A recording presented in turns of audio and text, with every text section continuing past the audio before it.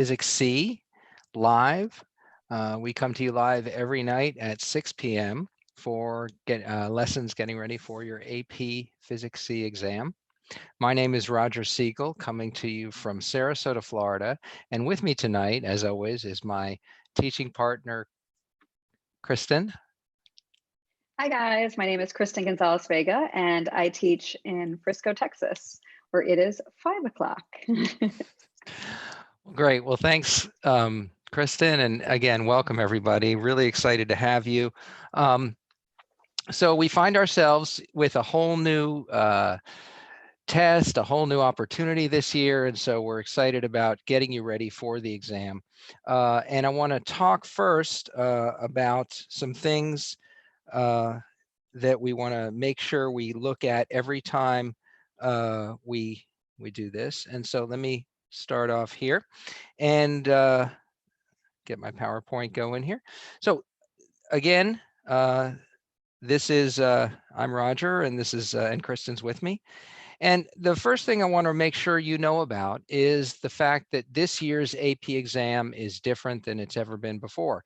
Last year, we would have had, in a normal year, we would have had 45 minutes for multiple choice and then 45 minutes for free response. This year, since you're taking your exams at home, we are only going to have a 45-minute total exam. Okay, so first of all, the time, we've moved the date back a week, and your time is going to be Eastern time, I'm sorry, our time is going to be Eastern time 2 p.m. or depending on where you are, one of these times.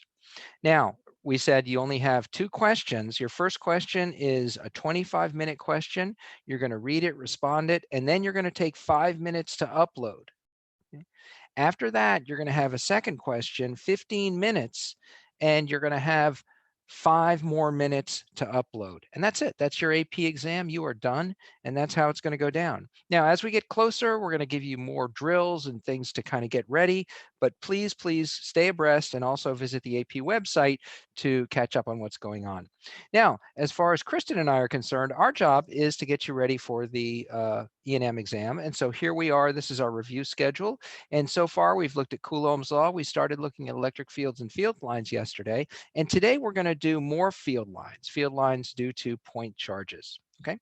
And so today we're going to look at the field lines. We're going to define the electric field and the quantities that have to go with it. And those quantities, we'll talk about charge, force, field, and the direction of the field.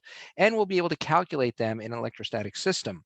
We're going to calculate the electric field due to a single point charge. We're going to describe and calculate the electric field due to a dipole or configuration of 2 or more static point charges. We're going to determine the qualitative nature of the motion of a charged particle of a specified charge and mass placed in a uniform electric field, and we're going to sketch the trajectory of that field, although probably more of that tomorrow. Okay, so starting now, remember last night and the night before, we talked about Coulomb's law. And what is Coulomb's law? Coulomb's law tells us that if you have 2 charges in the universe, if you have a universe with only 2 charges in it and nothing else, those charges are going to exert a force on each other. It doesn't matter how far apart they are. It doesn't matter how much they are. As long as those charges are not 0, they will exert a force on each other. If they're both positive, they will repel. If they're both negative, they will repel. If one's positive and one's negative, they will attract. And so this is the law and the mathematical relationship that we have for Coulomb's law. And as you can see, this is the electrostatic force. This is Coulomb's law constant, 9 times 10 to the 9 newtons meter squared per Coulomb squared. And this shows us a couple of things. First of all, we have this is an inverse square law. And you've seen that before. You saw it in gravity. And we can see here that as we double the distance from the object, that force is going to be come down by a 4th. All right. So that's something that we've looked at. That is Coulomb's law.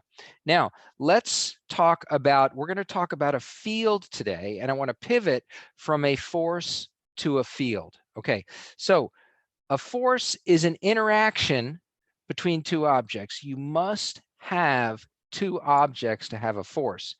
When we first teach force in physics, I don't know about your teacher, but when I first teach force for the first week, I make the students always write force of the earth on the block. We can't write force of gravity. We have to write force of one object on another. Now, later on, I'll let them drop the second subscript, but that second subscript is so important because it locks in that idea that forces are always interactions between two objects. If you have fewer than two objects, you have no forces. A field, on the other hand, only needs one object. And so, you know, you may remember when you studied gravity that if we have something with a mass, that it creates in the universe a gravitational field everywhere. And if it's spherical and uniform, it will have this these radial gravitational field lines that show us that this mass has created this gravitational field, and we symbolize it with small g. Now, what about an electric field? Okay, an electric field, if we have a charge, say it's positive, okay, that electric field creates around it, and where do I mean by around it? I mean everywhere in the universe, it creates a field. Now, we draw the field lines like this, and in a little bit we'll go into why we draw the field lines like this. We started this last night, okay? And that is our demonstration, or that's how we symbolize the electric field, is by these lines. So important: a force, two objects; a field, only one. Now, let's go ahead and talk about this electric field. So the electric field in electrostatics is said to exist in the space near a charged object. The charge that causes the field is the source charge. To measure the electric field, or to detect it, I should say, we place a small test charge in the field. All right, so I want to show you a simulation that is going to help us to understand this. And that simulation comes from a website called PHET. And PHET is probably the number one stop for high school physics understanding simulations. It's really, really helpful. Now, we're going to start off here talking about how we know that we have an electric field. Now you can see here I've put a charged particle here, and that charge, it's a positive charge, and I'm telling you that there's an electric field there. How do I know there's an electric field there? Well, this little charge is very small compared to the other, and it's a test charge. And I put it in the near the object, and it feels a force. And you can see that it feels a force that's all away from the object. And that test charge, you notice as I go further away, the force gets less. As I get closer, it gets more. And so that is what tells me that I have a field, is what the test charge is doing. And so the test charge is how I measure the field. It's my indication. Now, ask any physics teacher, and they'll say that one of the things that we wish in order to be able to teach this is we wish that fields were visible, that we could see these fields, that we could see electric fields, gravitational fields, magnetic fields. Maybe we could spray an aerosol into the air and make them visible for a second like we do with lasers. Well, you can't do that. And that's why the simulations are so helpful. So take a look at this with me. I'm going to go ahead and reset the whole thing. And now I say, well, I wish I could see the field. Well, let's look at it. This is a way to see the field. Now, again, this is our best way to symbolize it. So let's see what we see here. What we see is the field is always pointing away. And the way this setup is, the way this simulation symbolizes it, the further we are away from the field, the more these fade, the less the magnitude of the force. Now we see that with this by the length of, with the test charge, by the length of the force vector. So as we get closer, you can see the force vector is stronger, longer, and as we get further away, the force is less. So that gives us an idea of an electric field. I want you to play with this and really have some fun with it. It's a very useful way to study the electric field. All right, now let's go back here and talk about the electric field from a point charge. Here's where the fun starts. This is the formula that tells us if I have a point charge and that charge is charged Q, and I'm a distance from that charge, say I'm a distance X, well, I'm sorry, a distance R, what that means is the magnitude of the electric field is given by KQ over R squared. And notice that the force was KQQ over R squared. Well, what did I do? I divided out a charge. So the units for the electric field are newtons per coulomb, and they also have the units of volts per meter. Now we'll get into that one later when we define volts. But for now, know that these are both units for the electric field, newtons per coulomb. Now, this I have to spend a minute here with newtons per coulomb because I think it might help you. Now, imagine, let's look at the gravitational field analogy. If you have a gravitational field strength G and you put a mass in there, M, which is in kilograms, the units for G are newtons per kilogram. We know that near the surface of the Earth, that G is about 10. For every kilogram of mass we put in the field, we feel a force of about 10 newtons. So in the same way, if I have a charge Q, okay, and that is measured in coulombs, and I have this electric field, this vector field E, which is in newtons per coulomb, well, you can see when I multiply those together, the coulombs cancel. So that is a little analogy between the gravitational field and the electric field. All right, now, I wouldn't want to tell you about a new quantity like the electric field and its unit without giving you some examples of it. So here are some examples of different electric field values, and notice that they go from smallest to largest. And I love this one because if you know anything, if you've learned anything about sharks or you've studied them, one of the things we know about sharks is their skin is covered with electric field sensors. And so they can actually sense very small electric fields. And as a matter of fact, we're talking about 0.5 microvolts per meter. Remember, it's either volts per meter or newtons per coulomb. Here we're doing volts per meter. That's the same thing as newtons per coulomb. So that's the field by that's a shark. The cosmic background radiation or cosmic noise has a strength of about 10 twice that, or I'm sorry, looks like about 20 times that, about 10 microvolts per meter, and we go higher and higher. The field inside a typical home is 1 to 10 volts per meter. Don't believe the ghost hunters. There's plenty of electric field in your house. And then you can see thunder clouds. We go up to 100 kilovolts per meter. Notice biological membranes. You might say, well, how come the electric field in a biological membrane is so much bigger than the electric field in a thundercloud? That sounds crazy. Well, remember, this is per meter, and think about how thin a membrane is in, say, a nerve cell. It's very thin. So that's why we have such a large electric field. Okay, I'm dawdling here too much. Let's move on. So those are some different electric fields that you can see. Now, there are two kinds of electric fields in general that we're going to look at. And we're going to look at radial fields where we've got a point charge. And we're also going to look at uniform parallel plates, where we have these charges that are uniform and parallel. All right.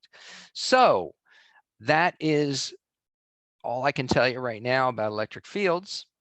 And so we are going to send it now over to Frisco, Texas. And Kristen is going to help us to understand some of these problems with these concepts with some really good problems. So thanks for taking it from here, Kristen. Can't hear you. Probably is a good thing to unmute. So let's look at a couple of questions here applying that. So we know that the electric field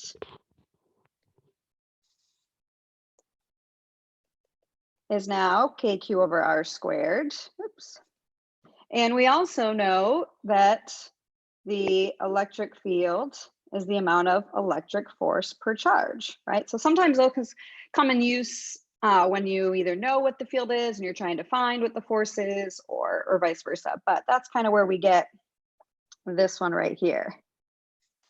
Okay, so here we have a situation where we have a point P that is above the axis here. Let me zoom out so we can read the question and I'll zoom in. There are two equal charges, positive Q, on the x-axis placed at positive A and at negative A. And then we have point P, which is at a distance B above the origin. So we want to know what each of the following terms is in terms of the given quantities. So we want to know what the electric field is at the origin. And then we also want to know what the electric field is at point P. So let's get a little bit of a closer look here and see what's going on. So I have 2 point charges. That means there's going to be an electric field surrounding those 2 point charges. So I'm going to draw them 2 different colors. And I like to draw really big, long fields because then I can talk about lots of different regions of space. So not just at the origin or anywhere else, but if we draw it, we know that the electric field is going to point away from positive charges. So if we're going to label this left charge as kind of our green charge, then there's an electric field going away from it at every point. So if I make that really big, what that means is at the origin, the electric field due to this one is pointing to the right. Okay. And if we do the same thing with the charge on the left, it's also positively charged, which means there'll be an electric field going out in every direction. So again, if I extend it at the origin, the electric field is going to the left due to that second charge. And so we have a field going to the left, we have a field going to the right. So we know we need to subtract them.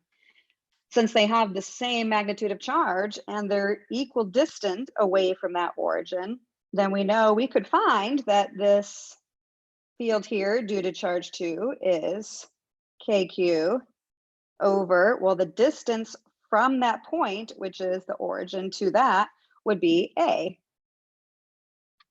But the other one is also that same magnitude. So we would say minus KQ2, but that has the same charge over the distance between that point and Q, which is also A. And so that means those 2 fields, since they are equal magnitude of charge and they are the same distance away from that point at the origin, we would have no electric field. Okay, but let's look at point P because there would be electric field at point P. So I'm going to give you just a second if you need to catch up, if you're writing or taking notes, and then I'm going to erase and we're going to start fresh from point P. So go back if you need to, but let's look at now point P and see what's going on. So if I look at point P, again, I want to look at one charge at a time.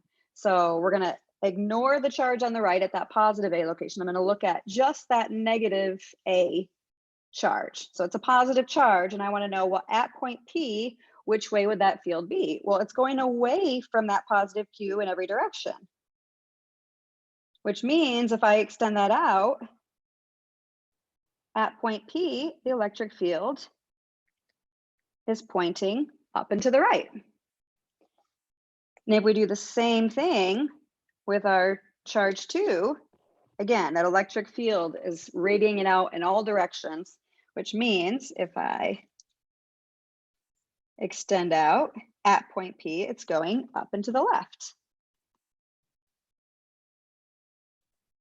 due to that second charge.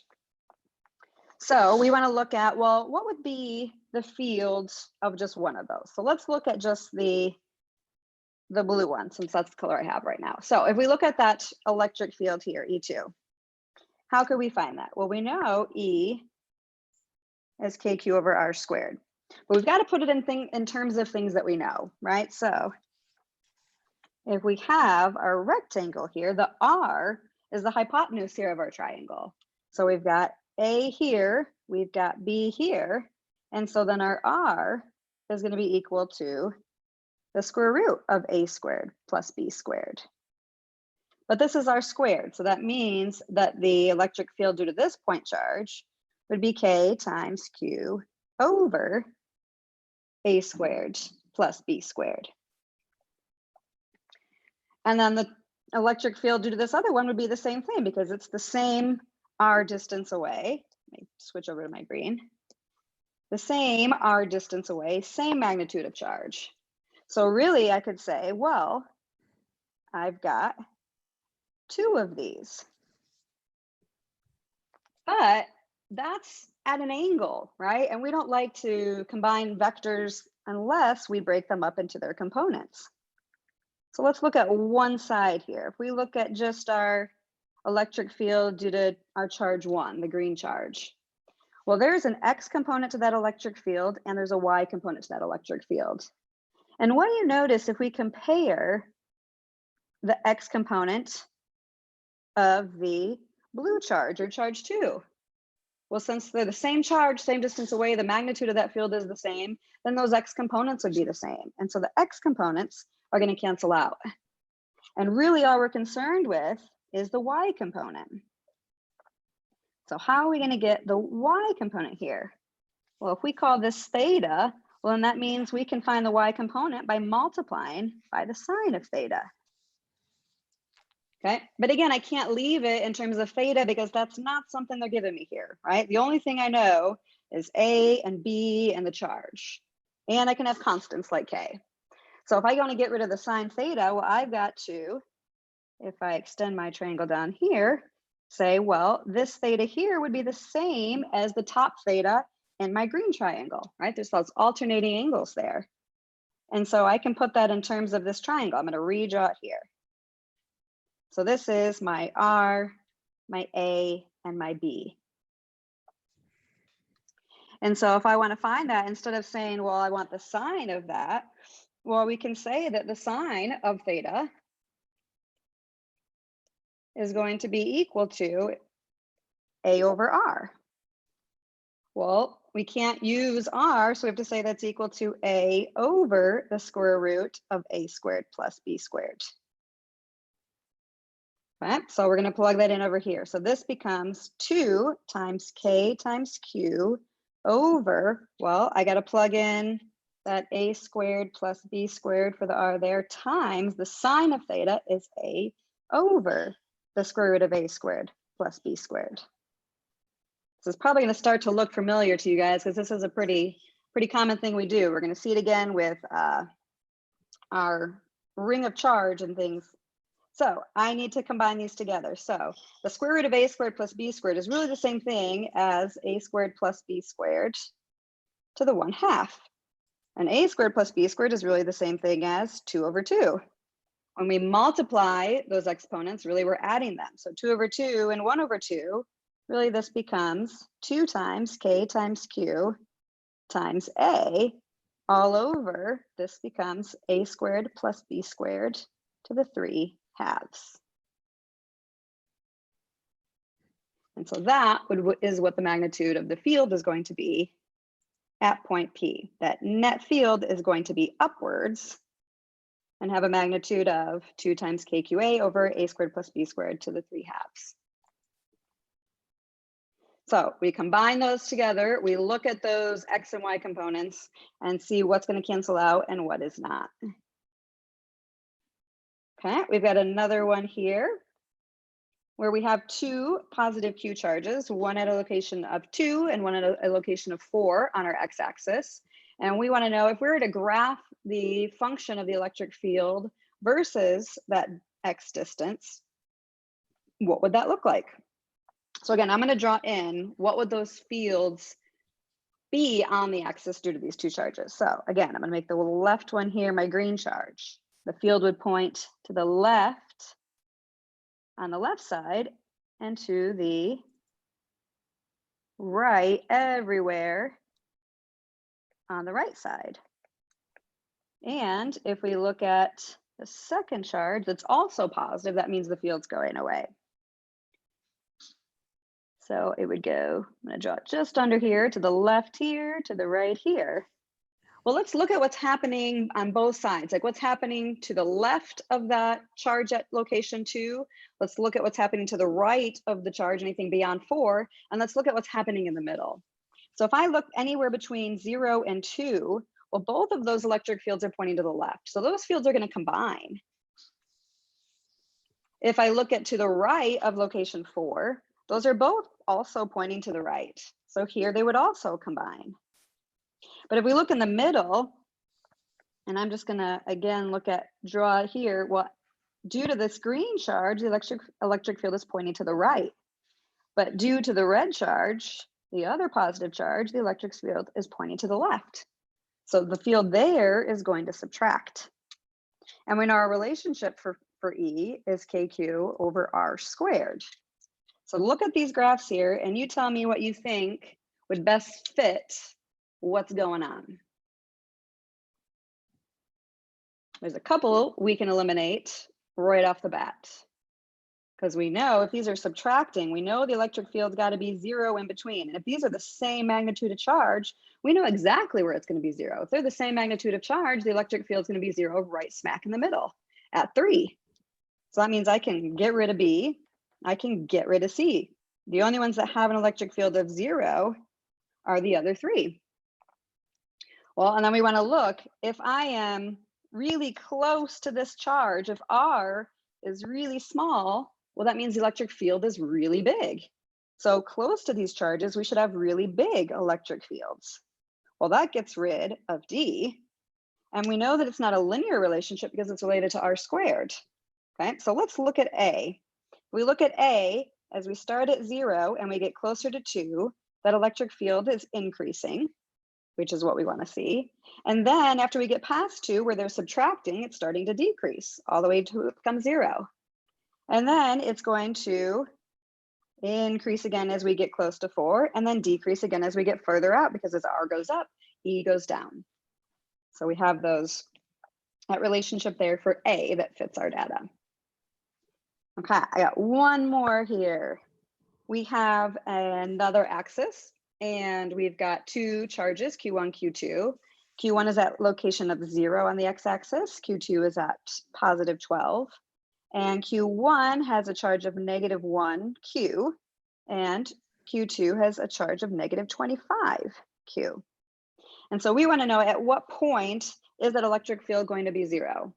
So I'm going to let you first draw out for me which way would the electric field be everywhere on the axis due to charge 1, which way would the electric field be due to charge 2 everywhere on the axis. And then I want you to think about what would happen, what would be going on with the electric field over here, over here. Let's break it up into these 3 regions. And is the electric field going to be adding, subtracting in those 3 regions? Okay, so take a second, draw those field lines and say whether you would add or subtract the fields of 1 and 2. I'm going to slowly draw it in while you guys are doing that.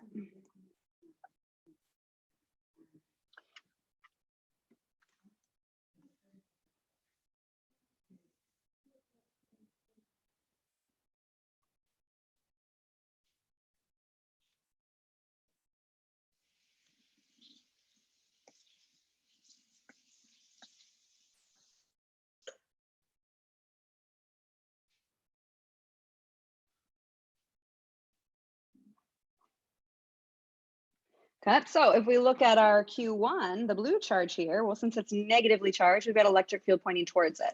So I drew some nice long lines going towards it everywhere. And if we look at charge number 2, that's also negative charge. Again, we've got lines going towards it everywhere.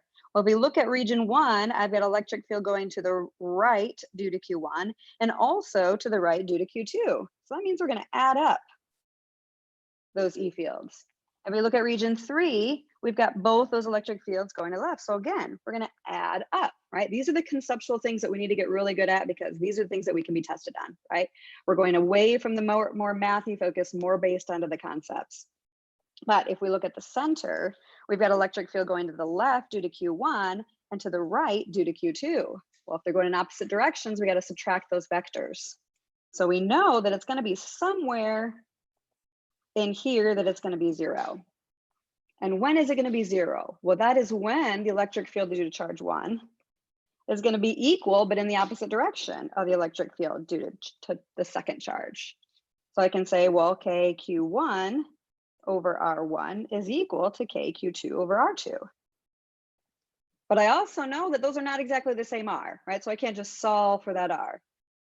But I also know that the distance between them is 12. So I know that R1 plus R2 is going to have to equal 12 because we're someplace in the middle here. So let's look at those charges, because where you can make this easier, and you can set up a system of equations and solve it, but that gets, oops, I missed the squared here. That gets really difficult because of that squared in there. So what I like to do is I like to reason through with the ratio of charge, because I know that Q2 is 25 times greater than Q1, right?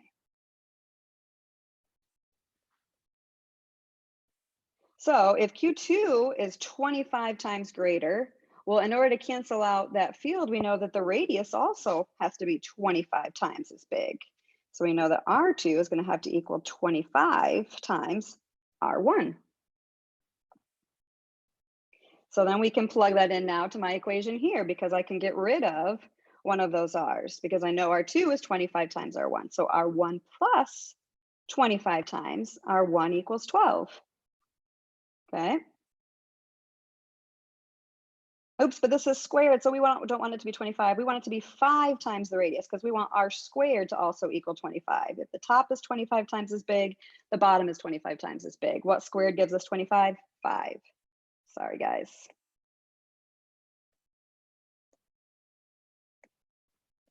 So we've got 1R1 plus 5R1. That gives me 6R1 equals 12. So I know that R1 is 12. So that means R1 is the distance from Q1 to where that point is. So it's 2. 12 over 6 is 2. So that puts me right here, would be where my electric field is 0. So we can set up that ratio and look at those charges, and also look at what the total distance is between them. Okay, Roger, back to you to finish us off.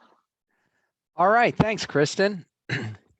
Well, as Kristen said, we are putting our heads together here at AP, trying to figure out exactly what the test is going to look like, and we think it's going to be very conceptual. So we are trying to pivot to a more conceptual problem. So I've got some that I think are going to push us in the right direction. Let's go ahead and take a look at this problem. All right. And as you can see, we've got 3 particles. Oops, sorry about that. 3 particles, A, B, and C. They have equal positive charges, and they're held in place at the vertices of an equilateral triangle with length L, as shown in the figures below. The dotted lines represent the bisector for each side. The base of the triangle lies on the x-axis, and the altitude of the triangle lies on the y-axis. Okay, point P1, the intersection of 3 bisectors, locates the geometric center of the triangle and is one point where the electric field is 0. On figure 1 above, draw the electric field vectors EA, EB, and EC at P1, each due to the 3 charges. Make sure your arrows are drawn to reflect the relative magnitude of the fields. And that's important. When they say that, make sure that you take good account of how long your vectors are. All right, so let's try start with A. And so the electric field due to A, I'm going to say, is that long and in that direction, since they told us that these are positive charges. And so that means the electric field from A, and I'm going to label it EA. Okay, and remember, that's important. Draw the electric field vectors. All right. And then for B over here, well, B is going to create a positive charge, so it creates an electric field away from it. And I'm going to make that exactly as long as EA, and I'm going to make this one exactly as long as both of the other 2. And this is my E from B, and this is my E from C.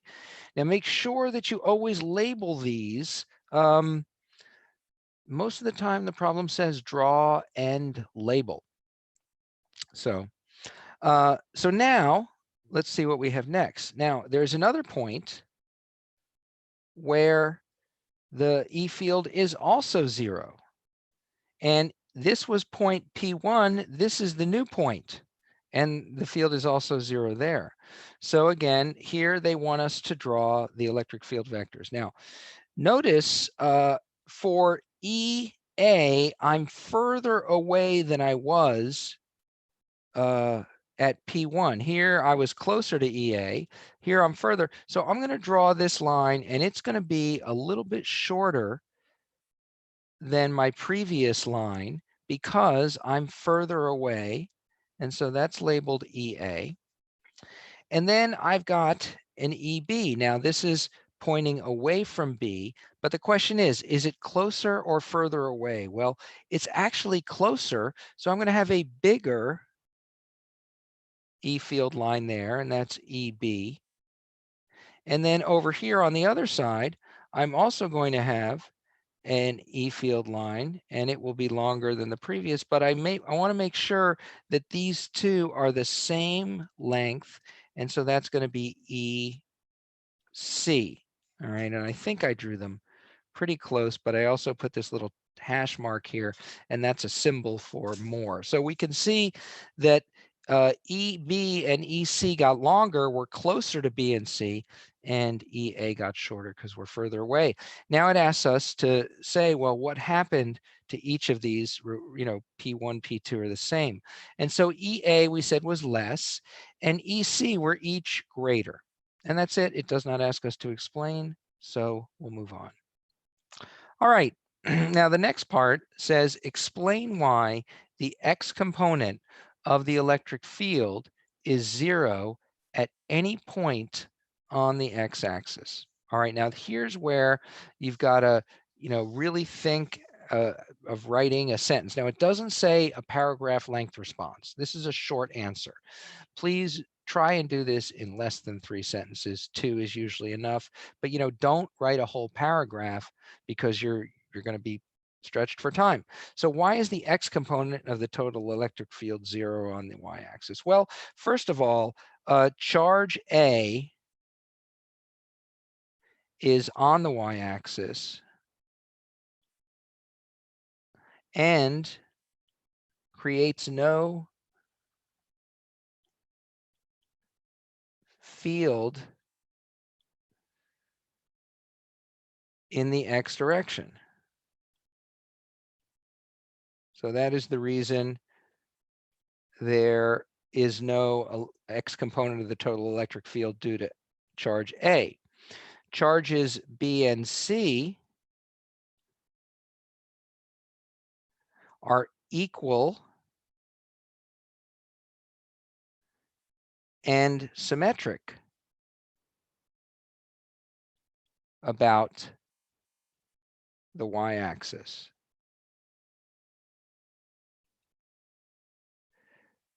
And therefore,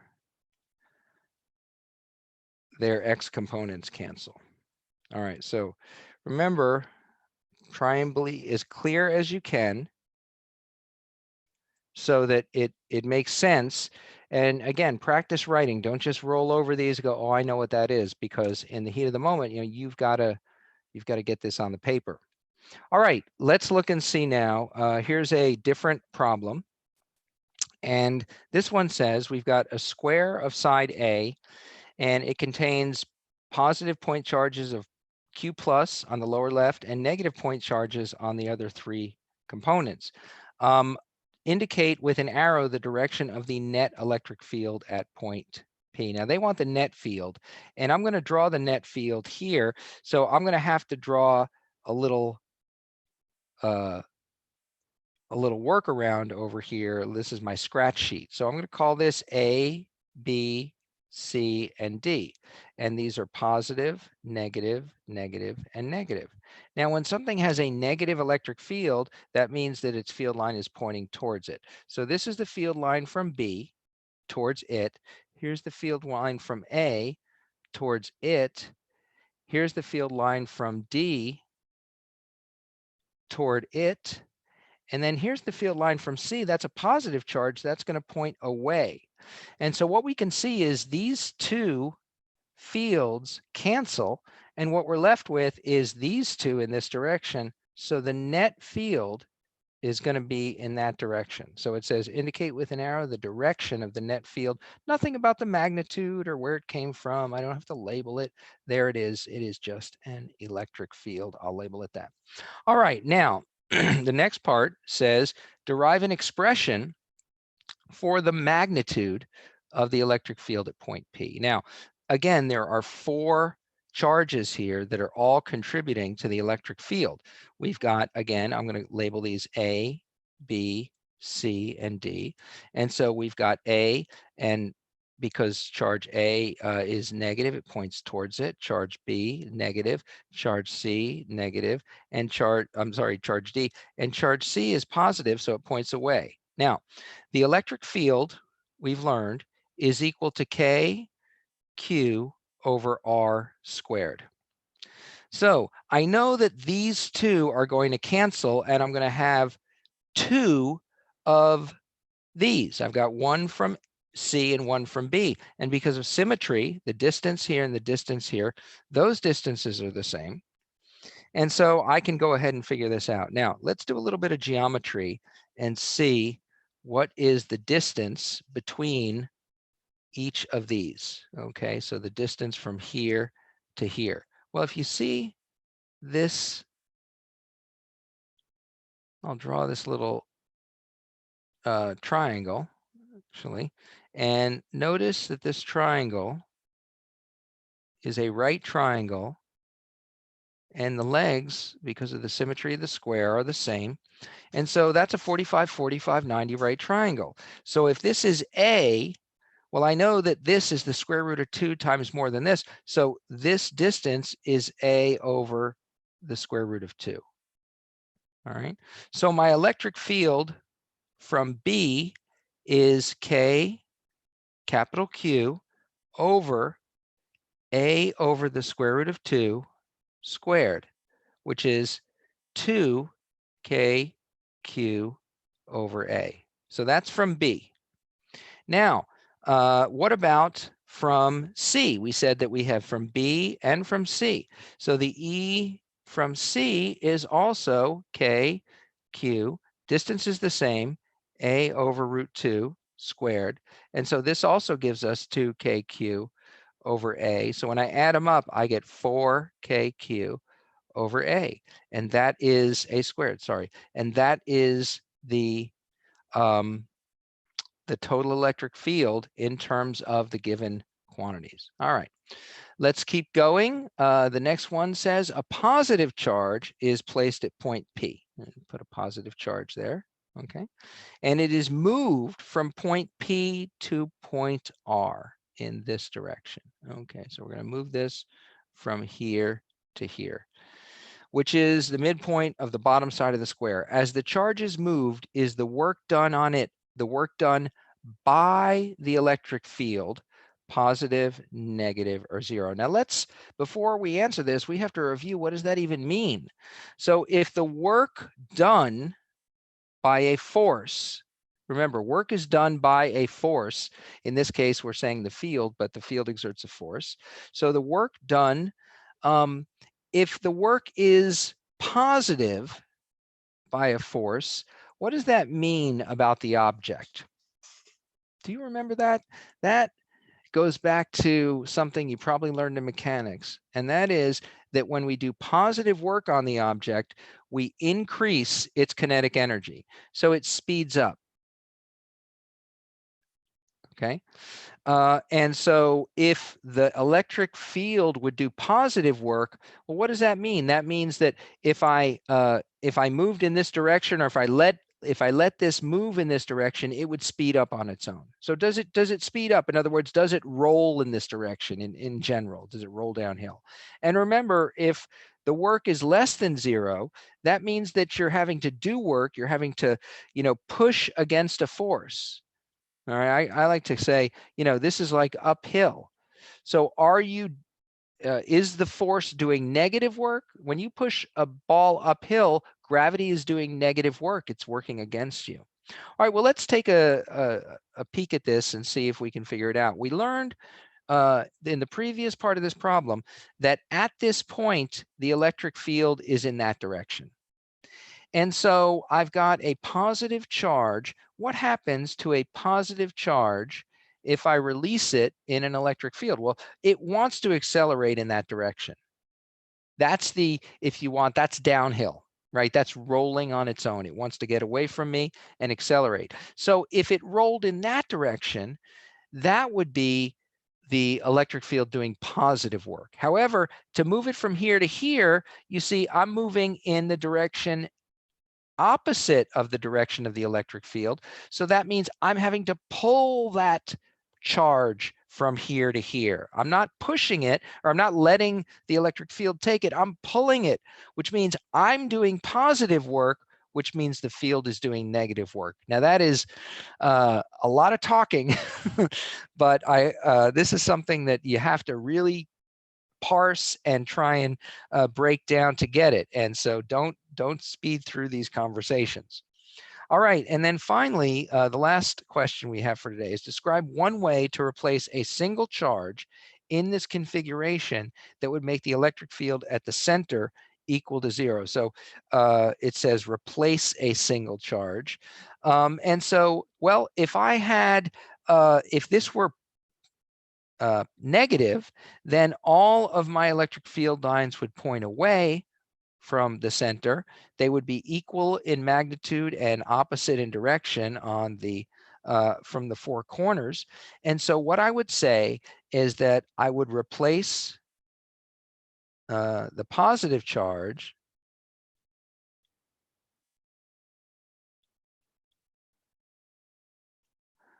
with a negative charge. And so you have to describe what you'll do.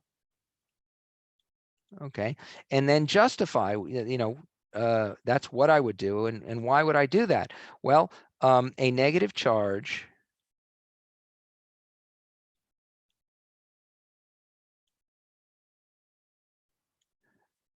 would cause all the fields to sum to 0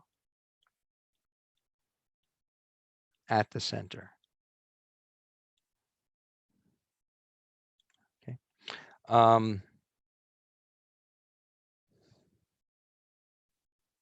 going to say would cause the opposite corner fields to oppose each other, because I looked and I saw what I had just written is actually what the question is asking. So let me never just answer the question by restating it. So it would cause the opposite corner, there it is, charges to cancel. There we go. And so that is a great way to answer that question. I think that'll get you there. Now, so what do we want to talk about? Debrief and summary. So we've looked at the electric field now. We've compared it to the gravitational field. Just to remember, the point formula for an electric field is KQ over R squared.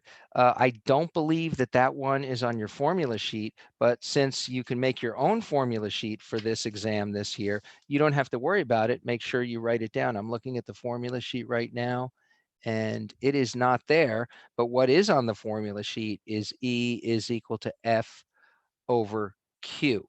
And so both of these are correct.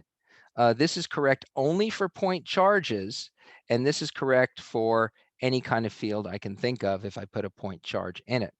So that is what the electric field is. Tomorrow, we're going to start talking about potential. And when we start talking about potential, what I want you to shift your thinking, I want you to start thinking about electric field as a steepness, okay? And that'll make sense more tomorrow when we start to figure things out. So I want to thank Kristen for being with us tonight. Are you there, Kristen? Yes, I'm here.